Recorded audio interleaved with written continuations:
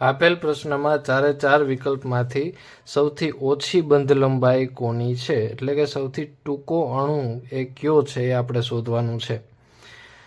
તો વિકલ્પ ડીમાં આપણે જોવા જઈએ તો 2 ડબલ બોન્ડ અને 1 સિંગલ બોન્ડ છે. સૌથી પહેલાં તો આપણે એ જોઈ લઈએ કે કાર્બન કાર્બન વચ્ચે સિંગલ બોન્ડ હોય એની બંધ લંબાઈ દ્વિબંધ કરતાં મોટી હોય છે. કાર્બન કાર્બન વચ્ચે દ્વિબંધ હોય તો એ ટૂંકી બંધ લંબાઈ ધરાવે છે અને એના કરતાં પણ ટૂંકી બંધ લંબાઈ ધરાવે છે કાર્બન કાર્બન ટ્રિપલ બોન્ડ. તો આપણે એ શોધવાનું છે કે જેમાં ટ્રિપલ બોન્ડ અને ડબલ બોન્ડની સંખ્યા વધારે હોય.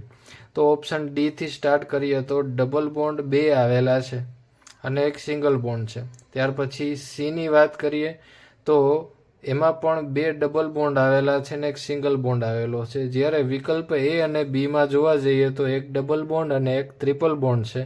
વિકલ્પ બીમાં પણ 1 ડબલ બોન્ડ અને 1 ટ્રિપલ બોન્ડ આવેલો છે. તો આપણે અહીં 2 ડબલ બોન્ડ છે એ વિકલ્પને આપણે કેન્સલ કરી નાખશું.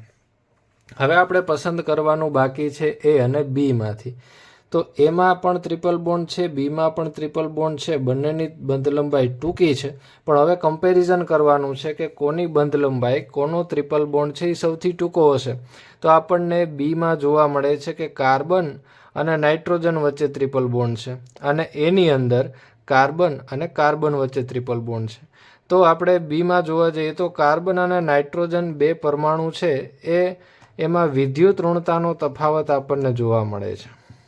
વિદ્યુત ઋણતાનો તફાવત, અને જેમાં વિદ્યુત ઋણતાનો તફાવત સૌથી વધુ હોય એ 2 પરમાણુની વચ્ચે આકર્ષણ બળ પણ સૌથી વધુ હોય અને આકર્ષણ બળ સૌથી વધુ એમ બંધ લંબાઈ છે એ ઘટતી હોય છે. તો બીની બંધ લંબાઈ સૌથી વધુ કહી શકાય. તો આપણો જવાબ આવશે અહીંયા બી.